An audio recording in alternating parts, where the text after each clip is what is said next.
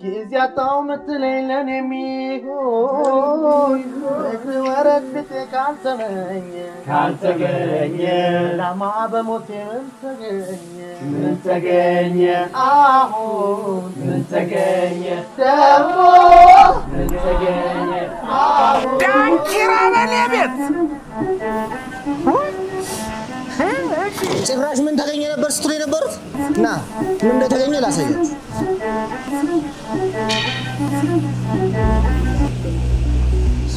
እዩት እስቲ ውበታቸውን